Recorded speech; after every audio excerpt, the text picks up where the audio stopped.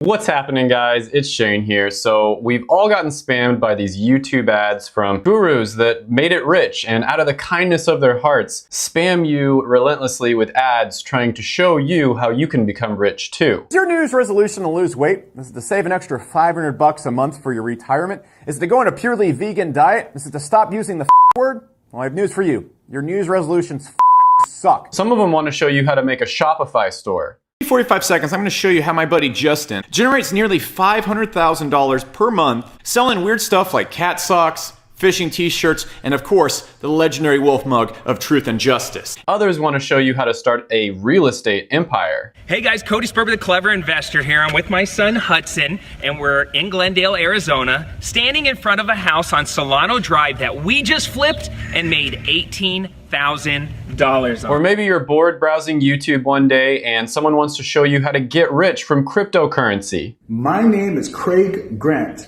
This is my Bitcoin wallet. 40 Bitcoin that I earned. I didn't buy. I earned this Bitcoin with a service called BitConnect. And then my personal favorite is when an old friend that you haven't seen for years invites you out to coffee to tell you about a super amazing business idea that is definitely not a pyramid scheme. The more people that get involved, the more people who are investing, the more money we're all going to make. It's not a pyramid scheme. It's not even a scheme per se.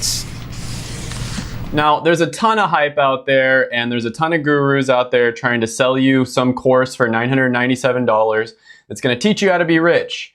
And what I want to do in this video is I want to break down the ones that are actually decent opportunities and then talk about the ones that are just complete scams and you're going to have a horrible time if you even try it. So the first one on the list is going to be MLMs, or multi-level marketing. Now, everybody knows that pyramid schemes are a scam. You know, they're illegal in the United States and several other countries. And if you get caught doing one, you could literally get sent to jail for 150 years. But what about multi-level marketing? I mean, after all, they are legal and they're compliant with the FTC. Well, technically, yes, they're legal. And if you ask any of these MLM companies, they'll throw all these statistics at you. And in their defense, it is very difficult to keep track of these statistics. But according to research by the FTC, 99% of MLM participants lose money. And let's talk quickly about a few things in this study. So it analyzed about 350 different MLM companies, and it only included the ones that were confident enough to actually release data. So these were basically the best MLM companies. Now, a second thing about the study is the term liberal assumptions was mentioned over and over again when it came to the data, which basically means that whenever it wasn't clear or whenever the data seemed to go off in one direction, they always gave the MLM companies the benefit of the doubt. So they assumed the best for the MLM companies. So for instance, if the operating costs of a participant in an MLM company was a little bit unclear, the author would just assume that the operating costs were as low as possible. Despite all this, the study found that 99.12% of participants in MLMs lose money.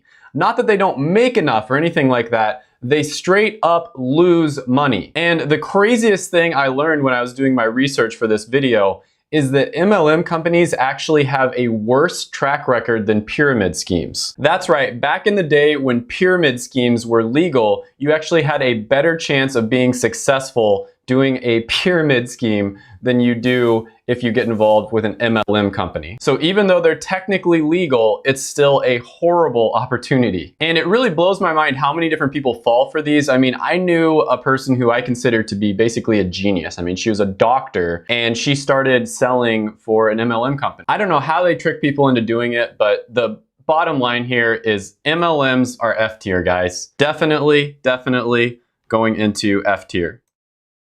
If you go into an MLM, you're basically losing money, and you would be better off in terms of just learning how business works by just starting a normal business on your own. Okay, second opportunity on the list is going to be Amazon FBA. Okay, so this is a great one, guys. So basically what Amazon FBA is, it's fulfillment by Amazon. So you're basically a partner with Amazon, and you would probably have manufacturers make products in China. They ship them to the Amazon warehouse, and then you do basically everything else. You do the listing, you do the design on the product, all that sort of thing. And then people go on Amazon's website and they buy the product, and then you take your cut and they take their cut. You're basically a partner with Amazon. Now, when Amazon FBA first started, a few years back, like let's say 5 years ago, Amazon FBA was probably a great opportunity. Something that you would be really good to get into. But these days, your chances of being successful on Amazon FBA are incredibly low. So according to Marketplace Pulse, out of the 7,890,000 or so people who are selling on Amazon, only about 206,000 of them are doing $100,000 in sales. That's about 2.6% of the total sellers on Amazon, which I admit is better percentages than if you get involved in an MLM. Now, anybody who's done anything in the physical product business knows that profit margins are very, very low. Usually, if it's a good product, it'll be somewhere around 10 or 15% in profit margins. And that's after you consider everything on Amazon that you have to do, including marketing budget, pay-per-click, buying the product from the manufacturer, shipping it, storage fees at the Amazon warehouse, the percentage cut that Amazon takes, etc., etc., etc. So let's be really liberal in our assumptions here. Let's be nice and say that they are getting a 20% profit margin. These people that are making $100,000 in sales are getting a 20% profit margin on their sales on Amazon. That's about $20,000 a year in profit, which is just above the minimum wage in the United States of America. So the top guys, the top dogs, the 2.6%, the elites of Amazon, the total badasses on Amazon are making $20,000 a year, which is just above minimum wage. Now, I already know some people in the comments are gonna say, well, a lot of those sellers aren't active anymore, and they're gonna say, well, maybe some people have multiple stores and all that sort of thing. And I get it.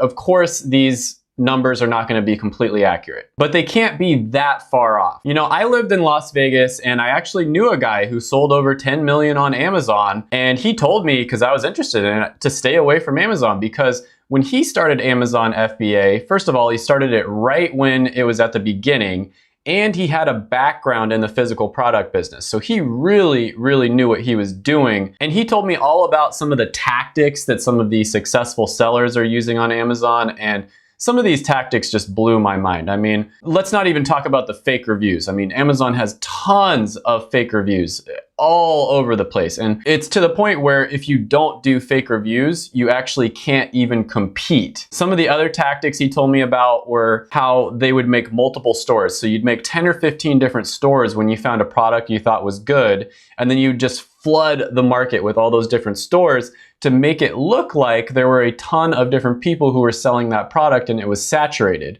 when in reality it was just one person selling the product with 15 different stores. And as you can imagine, opening up 15 different stores, well, you have to pay the monthly fee to Amazon. There's a lot of costs involved in that. It's not something where you can just buy like $500 or $1,000 worth of inventory and then you're good to go. There is a huge startup cost involved in opening 15 different stores. So a normal person probably isn't going to have the money in order to get involved in that. And therefore, the normal person can't really compete. And on top of all of this, if that wasn't enough, let's say you defy the odds and you create a successful Amazon store. Amazon owns your data. They know what products you're selling. They know the keywords that are leading to that product being sold.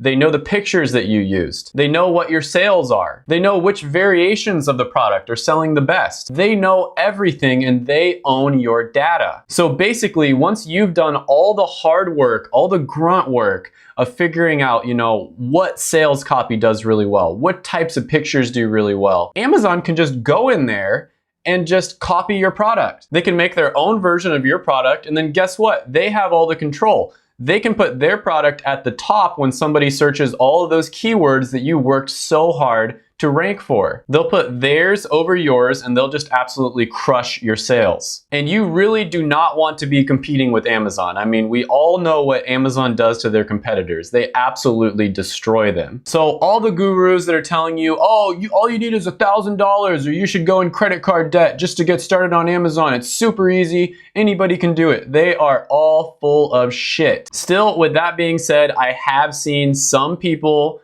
be successful on Amazon, so I have to be fair here. It's much better than the stats when it comes to MLMs, for instance. So I'm gonna go ahead and I'm gonna put Amazon in C tier.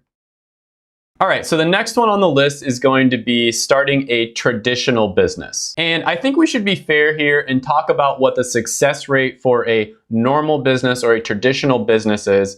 And what I mean by that is like starting a plumbing company or an air conditioning business or a restaurant or an accounting firm, something that you see all over the place. Now, there's all kinds of statistics and studies out there, and they kind of group all the different businesses together, which I don't think is very fair. But basically, what they say is about 70% of businesses fail within their first 10 years. And then out of the ones that do succeed, 10 to 20% of those are reasonably profitable. And by reasonably profitable, I mean you're probably making more than if you just got a normal job. It's not a get rich quick sort of thing, but you're making a decent living and you're getting by. And statistics show that a good amount of people are actually successful doing this. 30% of businesses are still around after 10 years. That's not bad at all. So I think this is a really good bar to set when you're thinking about the, make money online opportunities. Amazon, it's 2.6% to make a minimum wage. A traditional business is actually pretty good. Like after 10 years, 30% of them are still making enough to keep the business going. That's not bad at all. Now, the only problem with, traditional businesses is they are pretty difficult to scale for the most part. And in a lot of cases, businesses like this, you sort of reach a saturation point at some point where it's pretty difficult to increase your income. And so for that reason, I'm gonna put these in A tier. All right, so the next one on the list is cryptocurrency, and this is the one we've all been waiting for, right? And I admit, I have actually made money with cryptocurrency. I am net positive even after the market dropped, but I fully realize that I'm basically gambling with that money. And it's a very small part of a much bigger portfolio that I have in terms of investments. And I'm 100% aware that I could lose all of that money at some point and I'd be totally okay. I'm not afraid to lose that money. With that being said, I do have a pretty close friend who invested in Ethereum and Monero when they were somewhere around $1 to $5. And I think we all know what happened to that. Ethereum got all the way up to like $1,000 and Monero got to several hundred. And he basically ended up getting rich from cryptocurrency. So I have seen this happening with my own eyes. I've seen people getting rich from this stuff. But with that being said, there's a ton of sketchy, scammy companies and coins and blockchain and whatever you want to call it out there. Take BitConnect, for example. They scammed thousands and thousands of people. There were people who posted videos on YouTube saying they were suicidal after it was found that BitConnect was a scam. They held these giant, lavish conferences. They made music videos to get people to buy it. And they had a very lucrative affiliate program going on, which attracted some amazing entrepreneurs like Craig Grant. Now, I'm still extremely skeptical about cryptocurrency. I think there's way too much hype. And my friend who got rich is also very skeptical. He took most of his money out of the market. So with that being said, crypto is gonna go in B tier because I still think it's a pretty bad option, but better than a lot of the other options on this list. So when you compare cryptocurrency to a lot of these other options, it's gotta go in B tier. Okay, so the next one on the list is going to be startups that solve a real problem. And by that, I mean a company that solves a big problem or they make an existing service better. Think Uber, Venmo, think a lot of the companies that you see on Shark Tank, for instance. So it's not a traditional business like a plumbing company or something like that. Now, the success rates and statistics for companies like this they're really tough to see, but it's pretty widely accepted that 9 out of 10 startups fail, and out of the 10% that's left, who knows how profitable they actually are, as about only 30% or so of successful businesses have over $100,000 in sales, which, as we talked about before, has nothing to do with profit. But like I said, it's really difficult to actually calculate this because a lot of these startups will actually get bought out by bigger businesses, which technically means they failed. So it's just very difficult to get accurate data. Because if you get bought out by a bigger business, that's actually a very good thing. So the point here is there's not that many that are successful, but the ones that are successful are really, really successful. A lot of the times, these company founders will make $10 million, $100 million, or even more when they get bought out. Think PillPack getting bought out by Amazon for almost $1 billion, for instance. On top of this, a lot of startups get funded by outside sources, and so there isn't as much risk involved. And so if they fail, they can just try over and over and over again. There's really no such thing as something that you can reliably get rich quick from, without a ton of luck anyways, but this one is probably the one that comes closest to that. So for that reason, I'm gonna go ahead and put this one in S tier. Okay, so coaching can be a little bit cringy. I mean, we all know the person whose life is an absolute dumpster fire that all of a sudden becomes a life coach or something like that. And they want to try to teach you how to have a great life even though they don't have one themselves. Now, I've met hundreds, if not thousands of different entrepreneurs and mentors, and I spent a ton of time of different groups and masterminds, and I even lived in a house full of entrepreneurs. And I have to say that the one business model that I've seen the most average people find success with has got to be coaching and consulting. And they're very similar, but I'll explain the differences here in a minute. But quickly, let me explain what I mean by average. So average intelligence is not a business genius like Elon Musk. You know, they don't have a ton of business experience, because if you had a ton of business experience, you wouldn't be average. You don't have some kind of unfair advantage, like they have a lot of money coming in from their parents, or they have some kind of investor in their family or one of their friends that's giving them a ton of money. They don't have another advantage like they're mentored by a world-class entrepreneur like frickin' Tony Robbins or something like that. This is what I mean by average. You know, I've seen more average people become successful using this business model than any other one. So the differences between coaching and consulting basically means like what niche you're in. So if you're health, fitness, you know, mindset sort of niche, then you're probably going to be a coach.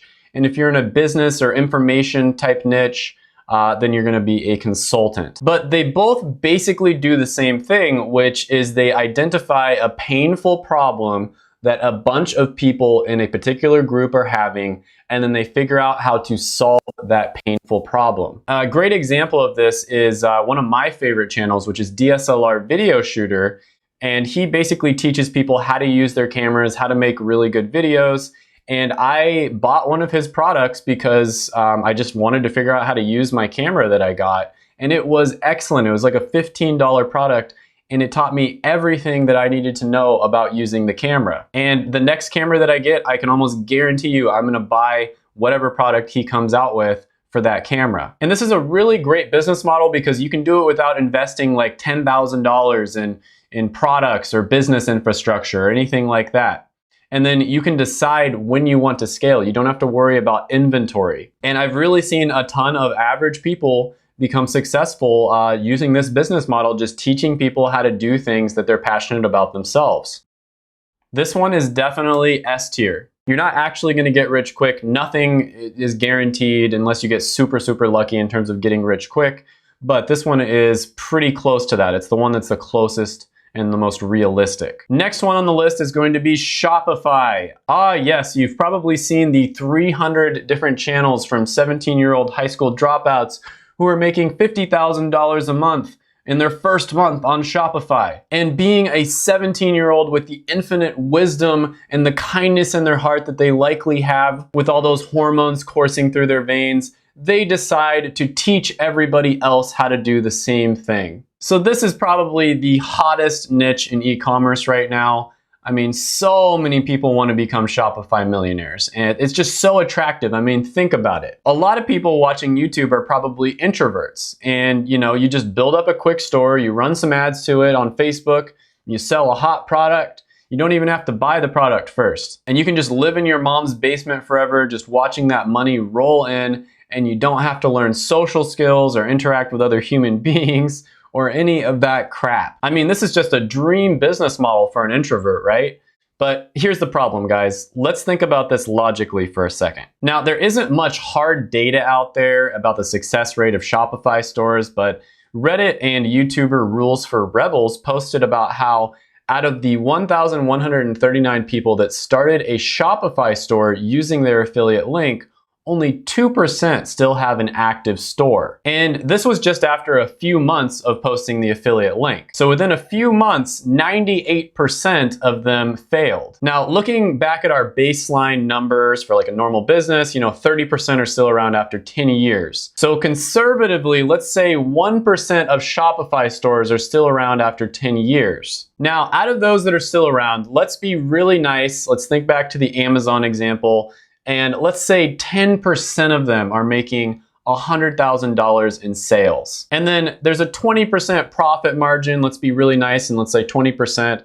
So they're making about $20,000 in profit. So if we're being really nice, you have about a 0.2% chance, conservatively speaking, of making $20,000 a year, which is just above minimum wage. But let's just use a crazy extreme example here and say you get incredibly lucky, you find a product, you sell $1 million a year, that means you're making $200,000 a year. If you can build a store like that doesn't require any personal branding or anything like that, there's not like a personal brand, like a person who is selling the product. Anybody else out there can go and just copy your store and do the exact same thing.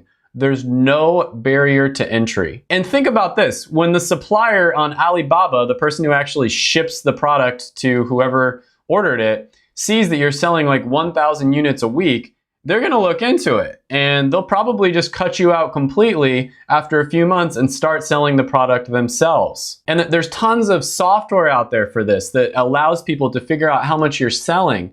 And someone on Amazon is gonna find out you're selling a crazy amount of this product, and then they're gonna post it on their Amazon FBA, which is 1 to 2 day shipping versus the 1 to 2 week shipping of Shopify. And of course, Amazon is just gonna blow Shopify out of the water. So the thing about Shopify is it's usually like seasonal products or just products that got super hot all of a sudden because it's, on a show or something like that. And after a few months, they just die. And so you'll start a store, and if you get super, super lucky, it'll do well for a few months, and then they'll usually just die. And even if you do happen to find a product that is good for years and years, someone is gonna use this fancy software, they're gonna find it, they're gonna copy your store, and then they're just gonna blow you out of the water. Shopify might be the absolute worst business model on this list because, at least with Amazon, if you do build a successful store, you have a brand that people can recognize, they can trust, and they can buy from that brand. And then you also have a ton of traffic on Amazon. So if your product goes out of style or Amazon kicks you off the platform,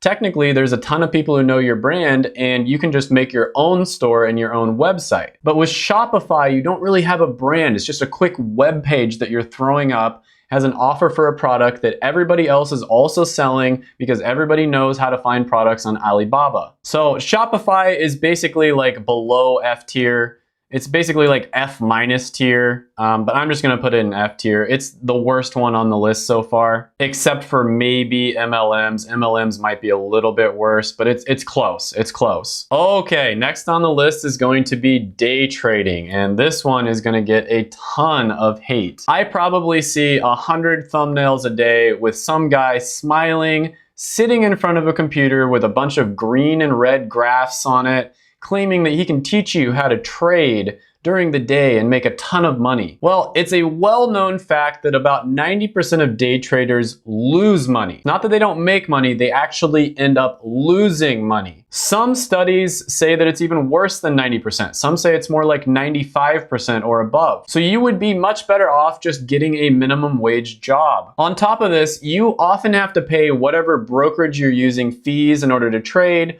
And then even if you do have a successful trade, you enter it like $1 and you exit at $10 or whatever it is, you have to pay what's known as short-term capital gains taxes, which is a lot more than if you held the stock for 1 year or more. Trading is also extremely time consuming and it takes a ton of skill to even be decent at. On top of that, you have to sit at a computer all day long, monitoring real-time data with expensive software and then make extremely stressful decisions based on your assessments. You might make $5,000 before lunch and then you lose $10,000 before dinner. Then you go to the movies and you found out you lost another $5,000. Depression and anxiety is extremely common among day traders, And there's a reason for that. And you could potentially get lucky here. And a lot of beginners do get lucky when they first start. But you have to know that that was just luck, and you better get the heck out with whatever you won. Day trading is going to go in D tier. Next one on the list is going to be penny stocks. Now, penny stocks is basically like day trading, but it's even worse. And the reason for this is because these small companies you're investing in when you buy penny stocks aren't as regulated as bigger companies. This means that the markets for these smaller companies are just full of manipulation and shady tactics. There's lots of pump and dump schemes. There's fake media campaigns for these small companies. So many different shady tactics are used to make you think that there's some hot stock that's about to go from 2 cents to $5 and make you rich. Penny stock trading has even worse stats than day trading, and I think it easily deserves to be in F tier. That's right, penny stocks go in F tier, right there with MLMs, Shopify. I really can't decide which one is the worst. All right, next one on the list is going to be a service-based online business. And usually this is going to be what's known as a middleman business. So what I mean by this is you find something that a ton of people are doing, like creating websites for their businesses, and then you get really good at that. So there's something that a ton of people are doing, and you get really good at it, and you basically find a bunch of people that want the service that you are offering. You know, creating a really effective website is not easy to do, and a lot of people want to outsource that rather than, you know, take the hundreds of hours it would take in order to learn how to use WordPress, for instance. So a friend of mine got into website design and development like this, and he found a really good service that basically they would design 6 different websites for your client based on their needs, and then do all of the development and back-end stuff after they've chosen their favorite design. And they would charge about $500 for each step of the process. So $500 to create 6 different website designs. You'd show all 6 to your client, and then they'd choose one of them, and then they'd charge another $500 or so. I think it was actually a little less,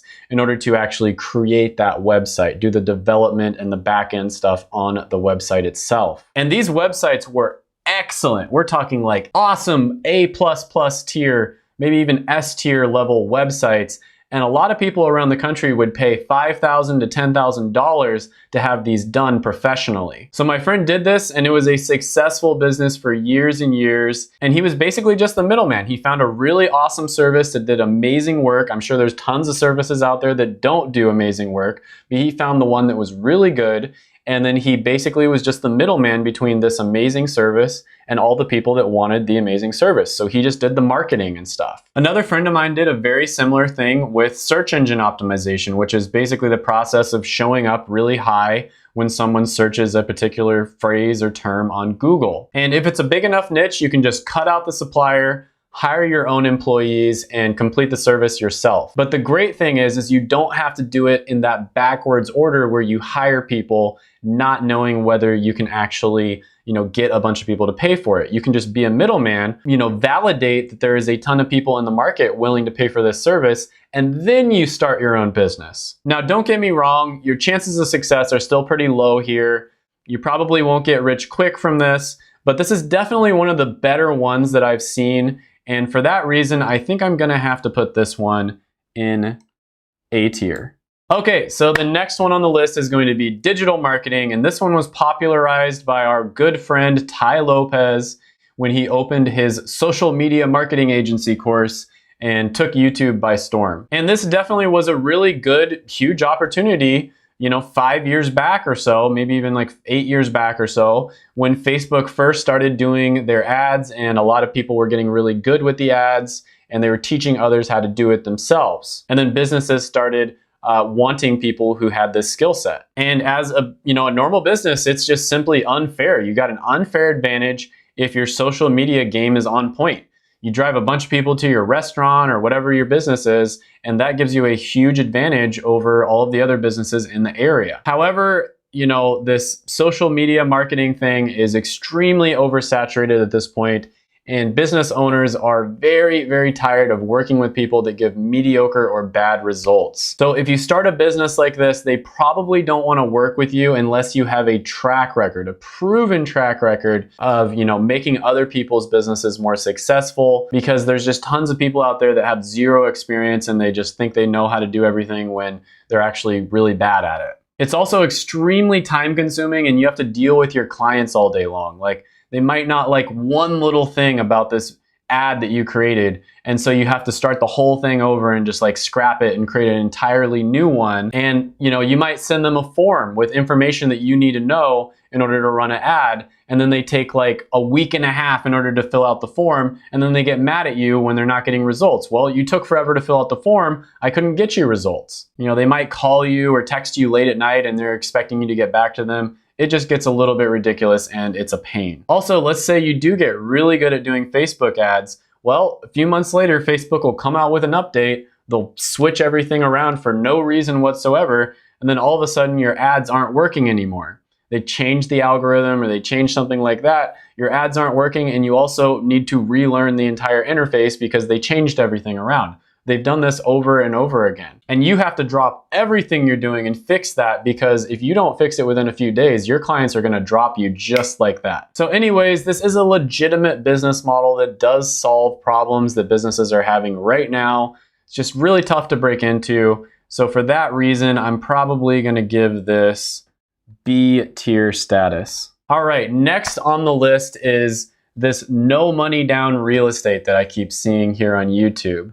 Now, real estate historically is a fantastic investment. In my opinion, it's one of the two best long-term investments that you can make. And after 2008, the crash around 2011 or so, a bunch of people got extremely rich investing in housing. And because of that, a ton of YouTube channels started. They were trying to teach other people how to get rich investing in real estate as well. And like I said, for a long-term investment, if you know what you're doing, real estate is great. It is amazing. If you get a good deal, you're going to be set.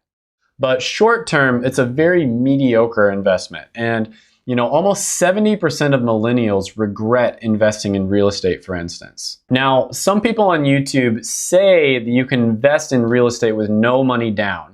And in my opinion, anybody who says this is wrong. You need money to make money, and from everybody I've talked to in my experience, no money down real estate is a bad idea. Different areas of the country are also much better for investing. Some areas are pretty bad, and then some areas are absolutely amazing. It's also a ton of work. If your tenant's washer breaks down, you gotta go fix that in the middle of the night sometimes, or you gotta go get a new one. And so a lot of people end up hiring a property manager, but of course, when you hire a property manager, that means you're not making as much from your investment. So I really think it's a better idea to buy houses wherever you're living, assuming that the place that you live is a place where investing in real estate is profitable, and then just manage the tenants yourself. But then you have to deal with background checks, late night calls to fix stuff, tenants trashing your property, all sorts of other things that are not fun and take up a lot of your time. So basically, real estate is a great investment and a great opportunity. It's a ton of work and you can get rich slowly from it,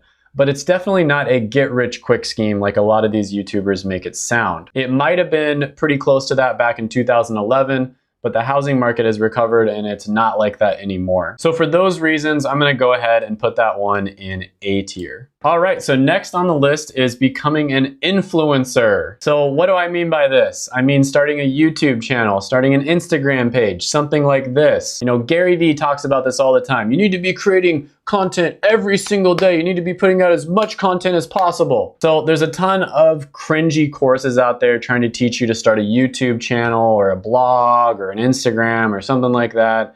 And there's a ton of snake oil salesmen that will tell you you can make a ton of money with a small channel within a month. It's not true. It's just not true. They'll use examples like Janelle Eliana, who grew ridiculously fast and got like 1 million subscribers in a month or something like that. But that is seriously like winning the lottery. That almost never happens. Now, if you're willing to work really hard for like 3 years and you're really smart about the type of channel that you make, this can be an incredible opportunity. I mean, YouTube hasn't been around for long, and this is one of the only times in human history where you can go from an absolute nobody, you can choose yourself instead of having to be chosen by somebody else, and then create your own destiny and build your own business. Other times in history, you would have to be chosen by somebody, or maybe get really lucky or be born into a rich family in order to do something like this. And you can basically make a living just talking about whatever you're passionate about and helping a lot of people at the same time. And I think that's pretty cool. This one is a great opportunity, but if you think you're gonna get rich overnight, you're wrong. It'll probably take like 1,000 days and tons of hard work. Then you might be able to make a good living on YouTube or one of the other social media platforms. But with that being said, I am gonna go ahead and put this one in S tier. The next one on the list is the lottery. And speaking of getting lucky, let's talk about winning the lottery. I'm pretty sure that you all know this, but your chances of winning the lottery are extremely low. We're talking about 1 in 14 million or somewhere around there. And you can probably tell that those are pretty bad odds, and you'd be better off just keeping your money for yourself or investing it or basically doing anything other than that. Still, if you type in how to win the lottery on Google, there are people that claim that they have a 6-step system for winning the lottery. I mean, I can't even make this stuff up. It's that ridiculous. For every get-rich-quick scheme or thing out there, there's always some fake guru trying to sell you the secret method to get into it and get rich quick. This one is clearly F tier, guys. You're basically just wasting your money if you do this. I mean, if you want to do it just for the, shits and giggles, just as fun, that's one thing. But in terms of getting rich quick, this one is awful. It's F tier. All right, so the next one on the list is pretty great. We've talked about becoming a consultant or an influencer, and those are legitimate business models that you can make money from. Unfortunately, this is a relatively new industry with all the technology we have. It's only been around for about a decade. And because of that, it's pretty unregulated. And anyone can claim basically anything, package it up in a $997 course and sell it. And I've made some videos about this, but I would estimate about 80 to 90% of the courses out there are just complete scams, and you definitely should not buy them. With that being said, that doesn't mean that all of e-learning and the information product business is a scam. I think that e-learning and information products can change the world and accelerate human learning in the same way that books did thousands of years ago. Still, at this point in this relatively new market, there are a ton of fake gurus out there that will sell you a course promising the world and then delivering absolutely nothing. In fact, a lot of these courses are designed to have you fail so that you will buy whatever the next upsell is. And I think in the next decade, this particular market is going to turn around for the better. Consumers are going to get smart about this. They're going to realize that a lot of these guys are charlatans, and anybody that offers a course that doesn't get a reasonable amount of people success is just going to get totally wiped out.